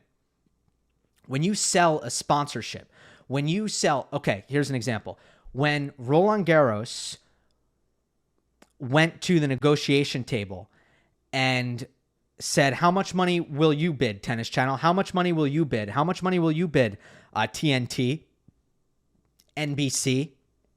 They sell the men and the women together, right? So there would need to be a way for, to measure how much of the value, the $650 million that TNT is paying Roland Garros, how much of that $650 million comes from men's tennis value, how much of that $650 million comes from women's tennis value. There is currently, as far as I know, no way to measure it. None. Now, you can look at the ATP and the WTA. You can look at the revenue that they bring in separately, and then you actually can see what the difference is between the tours. But in the slams, for the slams format, where they're bundled together in one package, there's no way to separate their value from each other. So even if you want to take this idealist mentality of harsh capitalism, what you earn, what you bring in is what you should earn, right? There's no system that makes that possible. And it's not always the men who bring in more than the women. Sometimes the women bring in more than the men in terms of television ratings, right? Often that has happened with Serena at the U.S. Open. Anytime, like, what was the major headline at the U.S. Open 2 years ago? What were the 3 highest rated matches? Serena's first round, Serena's second round, Serena's third round. Well, sometimes the women are the major ratings draws. Sometimes the men are the ratings draws. Anyone want to propose a system that somehow gauges the economical value that, changes year by year, and you want to create a precise payment system that reflects that? So, look, that's impossible as far as I'm concerned. And I don't deny that men's tennis is a little more popular than women's tennis. I believe that to be true. But, good luck coming up with a number and a system that accounts for when women's tennis is more popular than men's tennis, which happens. And good luck finding a system that accounts for the exact the exact like split that would be appropriate given there's no way to tell their values separately. So next one is from This Is the Gloaming. Hi, Gil. First time caller, long time listener. Love it. Did you watch the press conference with Emil Mauresmo? I don't know if you've yet heard you speak on the issue of the match scheduling controversy that appears to favor men's matches over women's. I wonder why this controversy seems to arise more at Roland Garros. Is it an issue at the other slams? Feel free to add any context you can provide, as I feel I don't fully understand the issue. She looked pretty resolute about the position she has taken during her tenure, despite the criticism. So is it that there's a pragmatism/reality obvious to her that isn't to others? Or is it that there are some small sacrifices/risks on the path to potential equality that she and the tournament aren't willing to commit to? For night sessions, couldn't they just have a curfew such that the match would be suspended and resume the next day, the way it's done at Wimbledon when there isn't enough daylight available? Well, first, let me answer the really easy part of the question. I hate the curfew. And if you're not forced to have a curfew, I don't like that. And I think it's terrible for the players. I think it completely changes the match. If I'm up 2-1 and I have the momentum and we have to stop the match, go to the hotel, sleep, warm up again, take the court, new conditions, new match, basically, and then I lose, I'm furious. So I hate that. And I don't like... I think the whole like stop the match and restart the next day should be avoided at all costs. Sometimes unavoidable, right? Like if it rains, unavoidable. All right, but as for the night session thing, look, this is pretty simple. And it's funny that these two questions were back to back. I didn't do that on purpose at all. But yeah, I guess we're talking about men's and women's equality tennis issues right now. Yeah, so this is pretty simple. This is not an issue at the other slams, because the Australian Open does a night session that starts at, I believe, 7 p.m. local time, one men's match, one women's match. I'm not positive on the start time, but I am positive that you do one men's match, one women's match. U.S. Open night session starts at 7 p.m. local time, one men's match, one women's match. And that has worked really, really well. Like the night session ticket, I have never experienced the Australian Open, but I know at the U.S. Open, it's a ticket that fans really enjoy. There are not often complaints about the night session tickets. It's usually a perfect length. There are some exceptions, but it's great, all right? Wimbledon does not do a night session.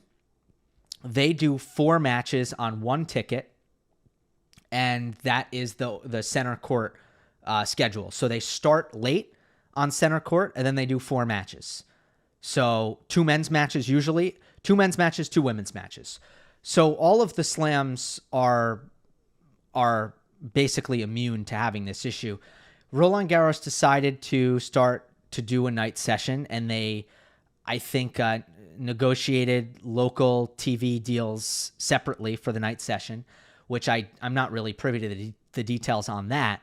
But it's a night session that starts at 8:30 p.m. local, and it features one match. It's a one-match ticket. And if Mauresmo just said, or if the French Open just said immediately that they were just going to put night matches, then I think they would have avoided the entire controversy completely.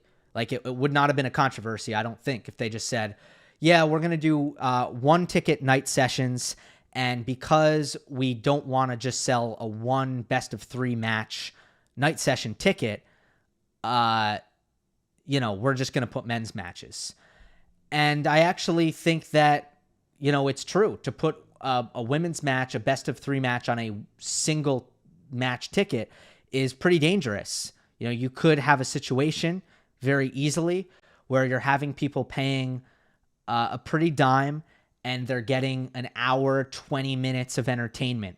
And it's just, it's just not a great deal. And they're trying to avoid that. So they're putting men's matches on. But the communication has not been that. The communication has been that they're going to put the best match, the premier match. So if you say the night session is the premier match, then you're only putting men's matches and you're never putting women's matches. Well, obviously, there's some messaging there that's going to raise some eyebrows.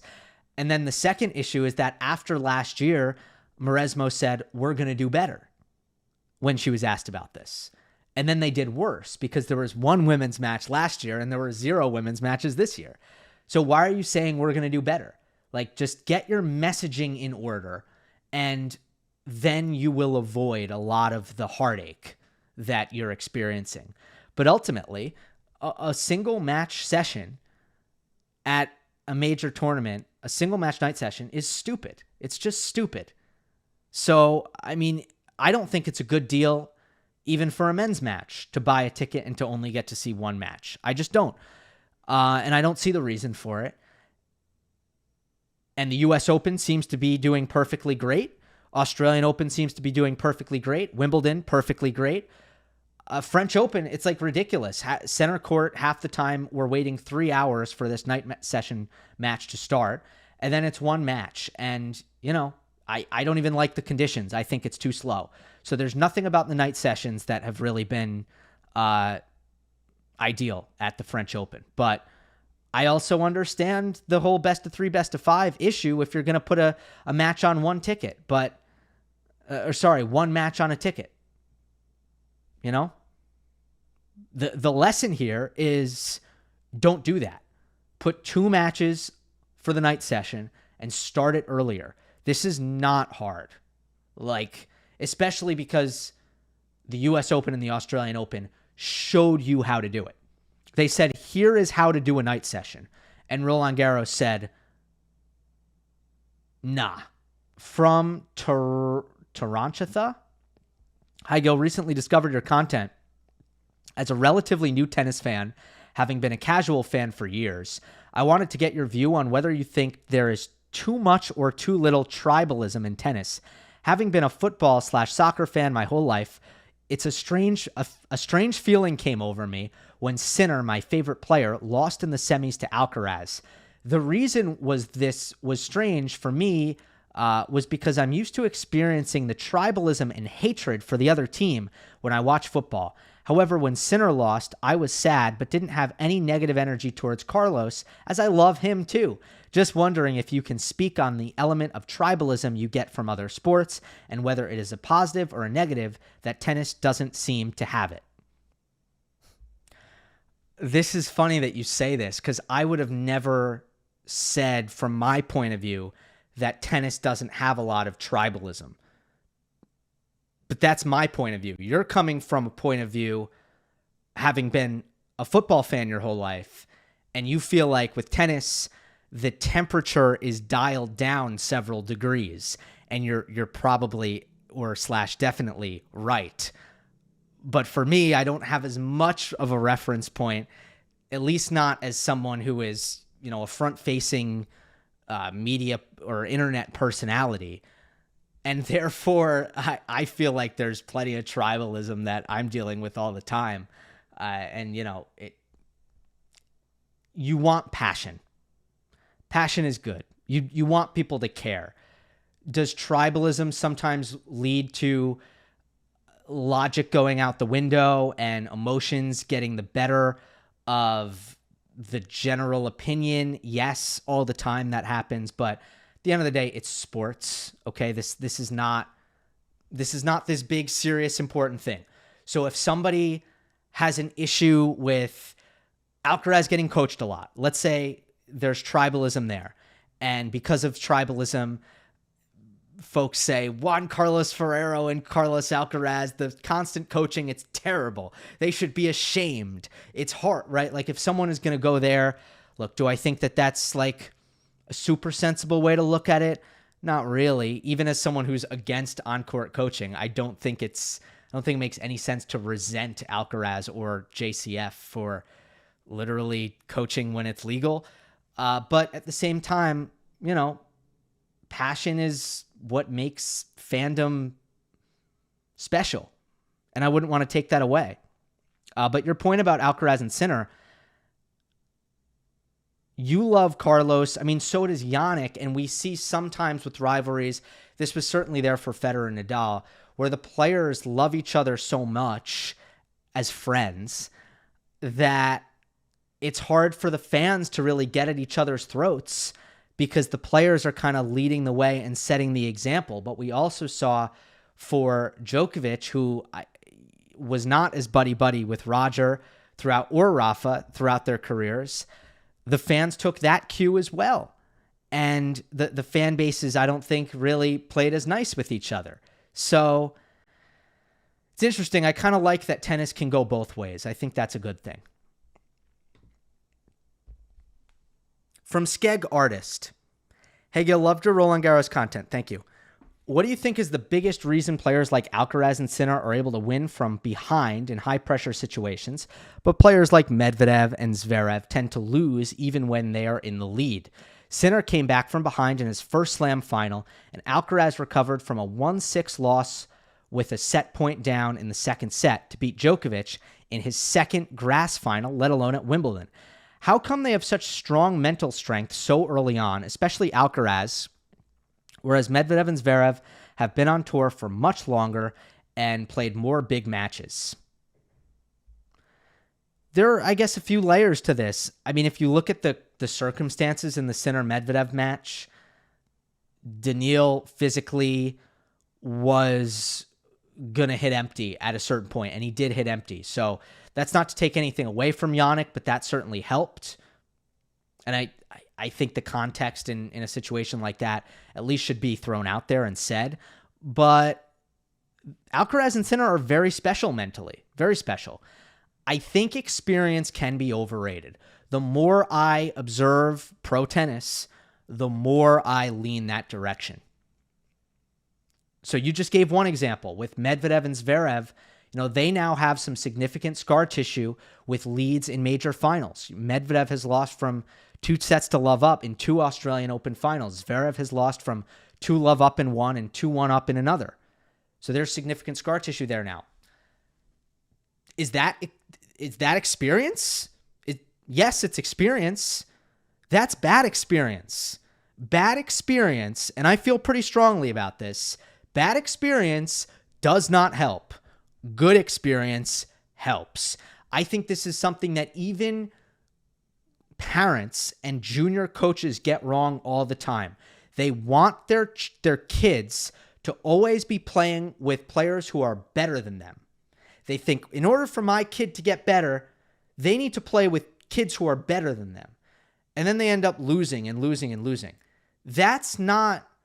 Look, I agree that playing with people better than you, at times at least, is healthy and good for a tennis player. You should also get the experience of winning. You need to learn how to win. And feeling wins is super important, in my opinion. I just went on a bit of a digression, but let me give you another example. Tsitsipas and Holger Rune. Rune won an exceptional number of matches against top 5 opponents at the very beginning of his career. Fall of 2022, beats Djokovic, Paris-Bercy final, and I think he won like 5 out of his first 6 matches against top 5 players or something like that. Another example, Stefanos Tsitsipas came out and was a giant killer. Beat Federer early on, beat Nadal early on, beat Djokovic early on. Was someone who just had a ton of belief and fangs against top players. And as they started to lose a little bit more, they lost that youthful, fearless confidence. They lost a little something there. And it was so good when it was new and fresh and they had no expectations and they had a ton of belief. And there were no losses to shatter that belief. No losses getting in the way of that belief. So now we're several years later. Holger Rune is a more experienced player. Stefanos Tsitsipas is a more experienced player. But do you trust them more when they go up against elite competition? Or did you trust them more when they were in their first or second year on tour? we got to think a little bit more critically about the effects of experience, because I don't think it's always so straightforward. Next one from anonymous tennis follower. Hi, Gill. Zverev's trial has ended in a settlement. Could you perhaps give a word on that? Most importantly, does it mean that Zverev is innocent? When asked about it in his press conference, he said it means he is innocent because otherwise they wouldn't have dropped the case, but I have serious doubts on that take.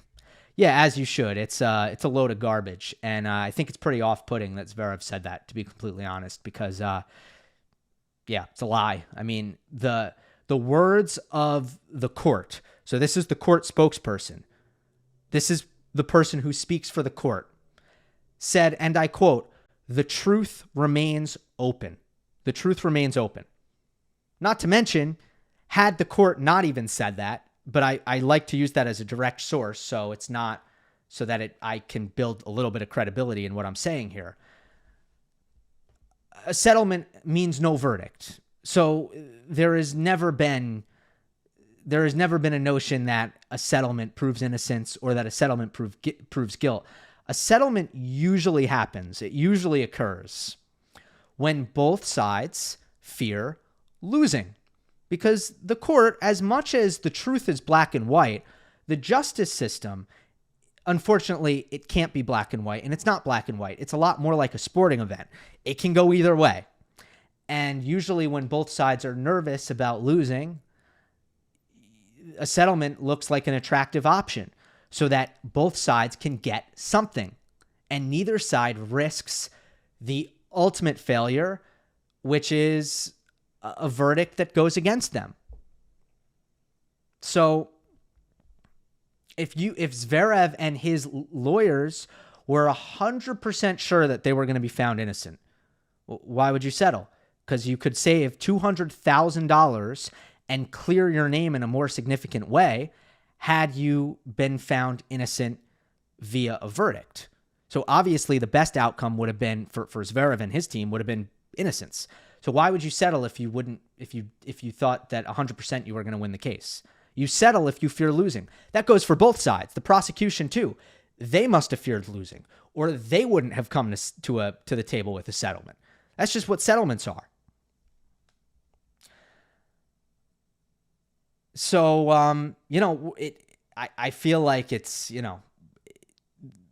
exactly where we were pre-trial. Like wherever your head was at pre-trial should be pretty much the same as where your head was at now. And obviously different depending on who you are, your head was in different places.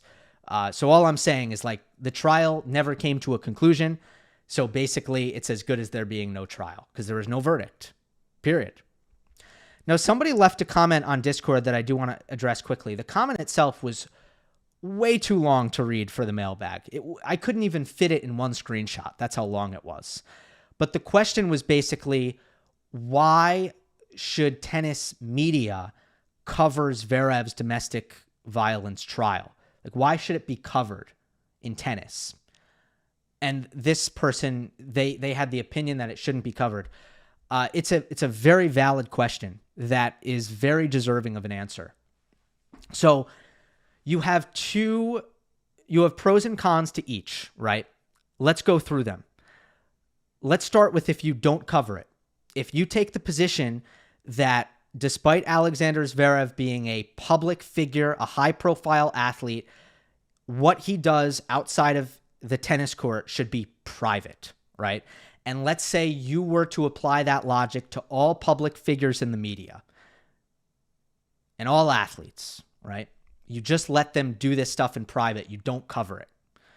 Okay, so the positive to that is you don't risk damaging the reputation of someone who is innocent. So the pro is that you don't damage the reputation of an innocent person. The con is that you take away basically all visibility of domestic violence as a societal issue. You take away that visibility and you start to actually misrepresent what society actually is, because domestic violence and how widespread it is and how common it is an enormous problem. And if you don't cover it ever, I think two things happen. One, right? So if you take away the visibility, why is that bad? I think that emboldens abusers, and I think it silences or basically makes it more difficult for victims to feel comfortable being open about it. And that openness is pretty important when it comes to actually mitigating the societal issue that is domestic violence. So there is an actual, I think, widespread consequence when it comes to DV as an issue in society if the media were to not hold public figures accountable at all for getting in trouble for it. Now, you could take the position of you ignore it unless they're found guilty in court.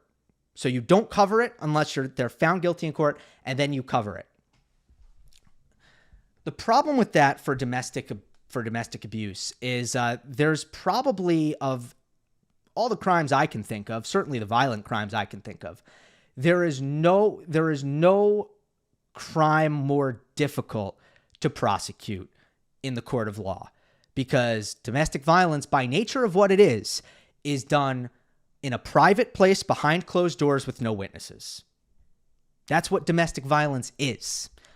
So it is very difficult to come forward with evidence, not to mention all the psychological things that go on when you're in a close relationship with someone. And I don't pretend to be an expert on this subject, but of course there are a lot of factors that go into making it difficult for victims to actually take action in stopping the abuse and finding accountability for the abuse. Look, if you ask me, and you need to be fair about how you cover it and not jumping to conclusions, which I've made sure never to do personally. But when it comes to covering it, I have always believed in covering it because just not covering domestic violence because we're looking at athletes and we think that they should have privacy even though they're public figures. Again, I think that approach does way more harm than good in our society. Again, emboldening abusers and muzzling victims. That's what I think that does, which is, to me, far worse than what has happened to Zverev, which is some people don't like him. He hasn't lost sponsors. He has gotten to continue playing tennis. All he gets is some mean messages on social media, and maybe he's lost some sponsors, but I know he's kept his major sponsors. He gets some mean messages on social media. And if he's innocent and those are undeserved, I'm not going to pretend that's a good thing. It's certainly not a good thing if he's innocent and those are undeserved. And I do want to add one more thing, which is that if you are able to prove your innocence, which some have done by presenting very convincing evidence that their accusers didn't tell the truth about all of it. And there are instances in this. It is somewhat rare, but there is the Duke lacrosse case. There is the Rolling Stone University of Virginia fraternity case. You can look these things up. Duke lacrosse, UVA Rolling Stone, Patrick Kane, star hockey player, maybe the best hockey player who's ever been from the United States. He was wrongly accused. He proved his innocence, unequivocally. If you're able to bring forward good enough evidence, society will absolutely forgive you and completely forget any of it happened, and actually will have the appropriate amount of sorrow and regret that a man had to go through this. Because it is obviously, if you're innocent, it's an absolutely awful thing to go through.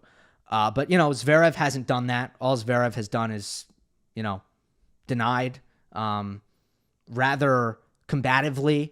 And there have been multiple instances in which actually the way he's gone about it has probably been quite the turnoff for people. And again, in my opinion, saying I'm innocent because we settled, it's pretty off-putting, honestly. Next one from New England Skylar. Recently, WTA hired Portia Archer as its new CEO.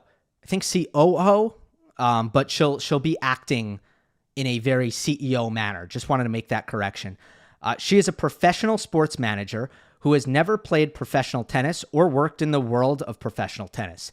Do you think the ATP will benefit from hiring a business professional instead of an ex-tennis player with not a stellar tennis career? There are many aspects of the sport that need to change to keep up with the current times. In my honest opinion, the current tour is not managed in a way that brings a superior product to a larger audience while taking care of the interests of players/fans. From everything I've heard about Andrea Gaudenzi, first of all, he did kind of build up his business background after his tennis career in a way that was quite impressive. I'm a little bit fuzzy on the details, and I didn't look them up before this. But also, the ATP is doing really well financially. The WTA needs help. They're in some trouble, and they need to turn things around. And this is all public information. You can look at the revenue that each tour is bringing in. It's available. I would not be critical of Gaudenzi as long as you feel his job is to maintain the health of the financial health of the ATP Tour. That he's done a good job with. And I don't know. I think the ATP continues to grow. I think it continues to be on an upward trajectory and a positive path. I do think the one stumbling block for him has been the 12-day Masters 1000s, which are by and large unpopular amongst fans. And that was kind of his brainchild. And maybe it's been a moneymaker. Maybe it's a path to increase revenue. But I do think he's going to need to, in the long term especially, find a better balance of a Masters 1000 format that fans enjoy more, that's more cohesive, that's more followable, and that's less uneven. Like, I don't know how else to put it. So I would like him to sort that out, but in general, I think he's doing a pretty good job, honestly. From Topspin Tips, what are your thoughts on Medjedovic's career prospect on grass? As of writing this comment, he's won his first main draw match on grass.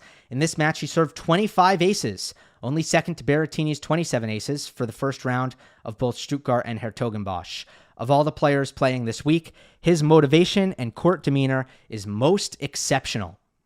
Yeah, well, Medjedovic has an unbelievable serve, and he's got a terrific forehand. He's got a flat backhand as well.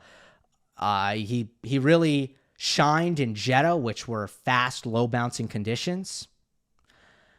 So, for Hamad, his game really projects super well on grass, especially right now, because I think he hasn't proven himself physically at all. And things don't get as physical on grass. You can play some more shorter bang-bang points. That helps him.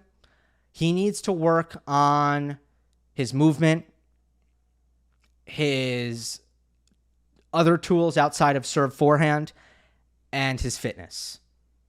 But on grass, yeah, right now it should be one of his best surfaces, if not his best.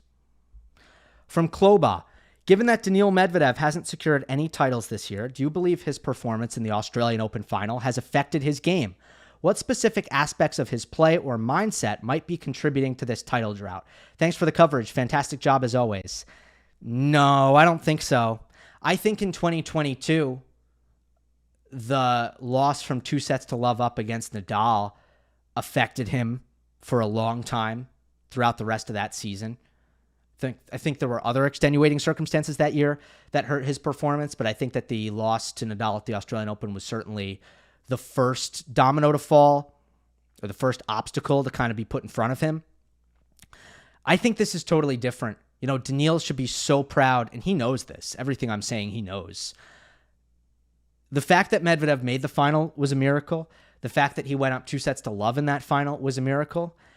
And there's nothing he could have really controlled in that final with the level that Sinner ended up playing in the last 3 sets.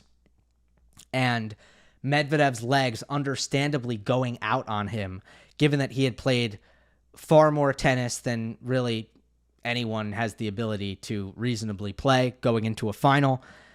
Yeah, there was just really nothing he could have done. And I think the adaptations that he continued to make at the Australian Open and all of the wins that he was able to somehow pull out, even when struggling physically or having to come from behind, in losing positions. The Australian Open, to me, for Medvedev, was an example of going way further than he had any right to go. So there's no way that I don't think there's any way that he's been beating himself up for not winning that final in Australia. And I really don't feel that it's something that would have created any sort of scar tissue for Daniil. I think the problem for him this year has been he's not serving well. So I continue to hammer that point more than anything with Medvedev, because it's a major part of his game, and it needs to work for him. It needs to be firing for him, or else there's some trouble. Next one from Kajel. In regards to Ruud's grass season, he said in a press conference that he would not play any tournaments before Wimbledon.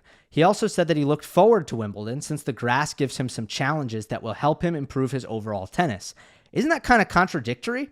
If the grass could help his overall tennis, why not play at least one grass tournament prior? He is a top 10 player, and he would most likely improve his grass tennis to become a player at least to reach the quarters in a couple of years. What's your take on what he said there? It seems a little unwise from his part, to be honest. Best regards from Norway. Well, I don't know how new you are to the channel, but I did have a video about this last year. And I made a lot of points about Ruud, and none of them were in agreement for how he approaches grass. I also think that even with the play style that he brings to the tennis court, he can make runs at Wimbledon. Maybe he can't win it, but he can make runs. And if he just took things seriously and valued Wimbledon, as I think most players do, as his idol Rafael Nadal did, despite not having a game that was well suited for grass, then I think he would make a lot of progress and probably make runs at Wimbledon that he could be proud of. But instead, what Ruud has done was taken vacation after Roland Garros, then play Wimbledon, and then play after Wimbledon, while most players get on the grass after Wimbledon, and this is grueling. There's no doubt about it. You just played a long, tough clay court season. But vacation comes after Wimbledon, usually. Now, this is an Olympic year. That gives Casper a much better excuse this year than most, because it's an Olympic year. And it's going to be really taxing for everybody, because now there's basically 5 slams this year. But in general, what Rafa did was get on grass courts as soon as Roland Garros ends, because he wanted to improve as a grass player, even though it didn't suit him. And I think Ruud could take something from his idol here. I just do. Because I don't think it's hopeless for Casper, the grass. I think he could win matches at Wimbledon. I think he could make quarterfinals. But yeah, he just doesn't seem to really be super into it. Another Ruud question. This one is from member Peter. Hey, Gil, thanks so much for your top-notch RG coverage, as always. Appreciate it. I just wanted to acknowledge how it's a crying shame that Casper Ruud seemed to be overcome by the stomach bug in the semis. It's a major what-if for me, whether or not Casper would have raised the trophy this year. He was brutalizing that forehand with such consistency. I just think it was a huge missed opportunity for Casper, especially considering that had he advanced to the final, Carlitos was physically banged up. Well, Carlitos was playing really well. It would have been tough for Ruud in that final if he beat Zverev. But yeah, totally. It's a huge what if, especially because, look, I think it was a very successful clay season for Ruud. He won a 500. He had never won above 250 level. It was a really high quality match against Tsitsipas. He beat Djokovic for the first time in his career. That's a big deal. So overall, super successful clay season for Ruud. But would it have really put a cherry on top, even if he lost in the final, if he could have made it 3 Roland Garros finals in a row, but if he could have beaten a healthy Zverev in the semis, yeah, it would have added a lot to it, no doubt about it. So it is a crying shame. All right, let's end on this. Man, I don't really even love this comment, but it's got 19 likes, so I guess I'll do it. Comes from Luke Morgan. Hey, Gill, did you see Mats Wilander's statement regarding Sinner and Alcaraz? I'm curious what your take on it is. So first of all, I did not see his statement, but luckily Alex replied, what was his statement? And then Luke said, quote, Alcaraz has shown that he doesn't have to play his best tennis to win. He will be able to win many more slams thanks to his aggressive game and great courage he shows in important points. The match always depends on his performance. Sinner is number one only for the computer. Alcaraz is stronger. All right. I guess this is a two-part take by Mats. By the way, let me start by saying this. Mats Wilander is a take machine. Holy moly, this guy has opinions. It's unreal. He's like the Stephen A. Smith of tennis. It's very impressive. Like, he is not bland. I don't get Mats Wilander. He works for Eurosport. I never get to watch him. I just see Twitter and aggregators who print his quotes, but boy, does he have a lot to say. This is a two-part take. The first one is that Alcaraz will be able to win many more slams, I'm assuming, compared to Sinner, thanks to his aggressive game and the great courage he shows in important points. This sounds like a take that somebody would have said about Roger Federer in comparing to Novak Djokovic, and therefore I just don't agree. Like, I don't think aggressive game and great courage in important points equals you're going to be more successful than a player who maybe is a little bit more buttoned up, high percentage, excuse me, more reliant on defense on big points. It's not like the player who is more daring is always going to come out on top because they're more daring. I totally don't agree with that. Again, it sounds like something that someone would have said to make an argument that Federer is better than Djokovic. An argument that wouldn't have aged all that well. All right, next. The match always depends on his performance. Yeah, right. Like, so because the match is on Alcaraz's racket, he's better than Sinner. I don't subscribe to that logic. I just don't. Okay, then the last take, the second part is Sinner is number one only for the computer. Alcaraz is stronger. Yeah, I mean, no. I mean, I disagree with that as well. By what metric is Alcaraz stronger? It just sounds like Mats likes his game more.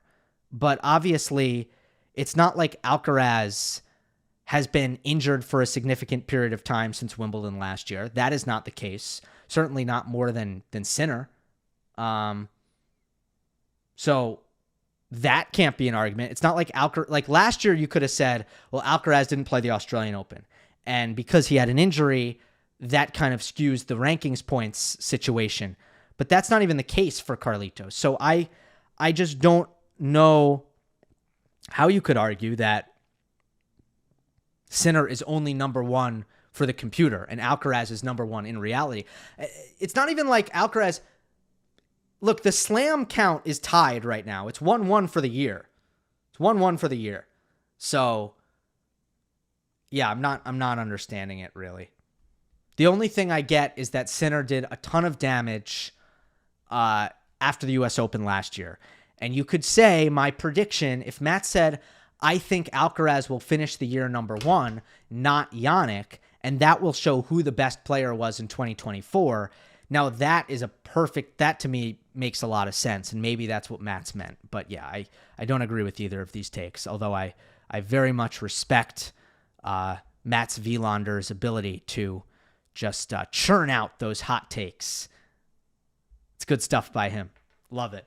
All right, this was a long one. Gotta kind of do it up for the post-major mailbag. It's got to be mega. When I say mega, I mean mega. Hope you enjoyed. Don't forget to subscribe. I'll see you next time.